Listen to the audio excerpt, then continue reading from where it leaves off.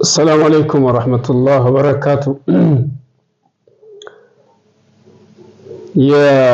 የአሽዓሪያዎች መዝሐብ ወይም ሰነዳቸው ሰንሰለታቸው ከየት ጀምሮ እስከ የት ድረስ ነው፣ ከየት ነው ያገኙት፣ አቂዳቸውን ከየት ነው ያገኙት የሚለውን የተወሰነና ያለን ወሰደቀ ረሂመሁላህ فقد شهد بذلك ابن عساكر وغيره ابن عساكر እና ሌሎችም መስክረዋል ይላሉ።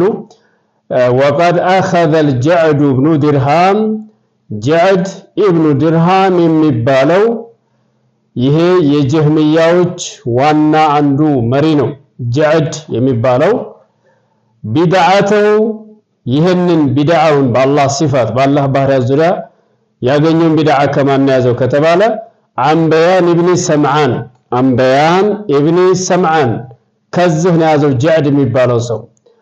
واخذها بيان የሚባለው ሰው ደግሞ አንጧሉት ኢብኑ ኡኽቲ ለቢድ ኢብኑ አዕሰም ከጧሉት ነው። ጧሉት ደግሞ የለቢድ ኢብኑ አዕሰም የሚባለው የሱ እህት ልጅ ነው።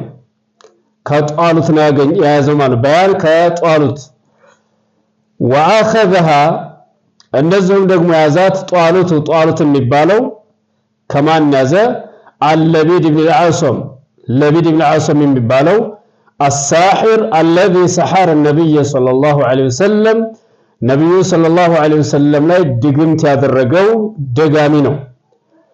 واخذها ለቢድ ደግሞ ከማን ያዘህን አቂዳ ከተባለ አይሁዲን بالمدينة መዲና ካሉ አይሁዶች ይሄን የወረሰው ይሄን አቂዳ። ስለዚህ የአሽዓሪያዎች አቂዳ መሰረቱ መጨረሻው ላይ አይሁዶች ላይ ይረማመዳል። ስለዚህ هذا هو سند المذهب الأشعري إنه يسير إلى الجهم عن طريق الجعد وواصل بن عطاء በእነዚህ ሰዎች መሰረት አድርጎ وليس يسير إلى أبي موسى الأشعري ወደ አቢ ሙሳ አልአሽዓሪ ሳይሆን ወደዚህ ወደ ጀህም ኢብኑ ሶፋን ወደ ጀህሚያ ወደሚባሉት አቂዳቸው ሰንሰለቱ ይሄ ነው። የአሽዓሪያ ሰንሰለት ወደ አራቱ መዝሐብም አይሄድም አቂዳቸው፣ ወደ ሱሐቦችም አይሄድም። ወደ ነብዩ ሰለላሁ ዐለይሂ ወሰለም የሚደርስ የአቂዳ ሰንሰለት የላቸውም። ሰንሰለታቸው ወደ ሙሐሪፉ አቂዳ ነው። የአላህን ባህሪያቶች አላህ አርረህማኑ ዐርሽ እስተዋ አላህ ከዐርሽ በላይ አይደለም የሚልን የአላህን ሱብሓነሁ ወተዓላ ሲፈት ባዶ ያደረጉት እነዚህ እነ ጀህም ኢብኑ ሶፋን ሰንሰለታቸው እነ ኢብኑ ዓሳኪር ይሄን አስቀምጠውና አልቢዳየቱ ወኒሃያ ኢብኑ ከሲር ይሄን አስፈረዋል።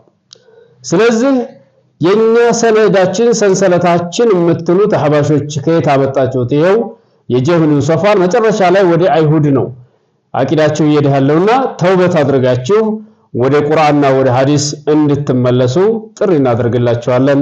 ሰላም አለይኩም ወራህመቱላህ።